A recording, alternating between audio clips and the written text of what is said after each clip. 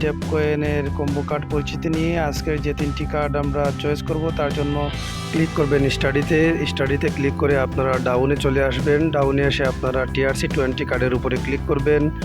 এবার আপনারা গো বাটনে ক্লিক করবেন, তারপর থ্যাঙ্কস বাটনে ক্লিক করবেন। দ্বিতীয় কার্ডের জন্য চলে যাবেন আপনারা প্ল্যাটফর্মসে এসে আপনারা ডাউনে চলে আসবেন।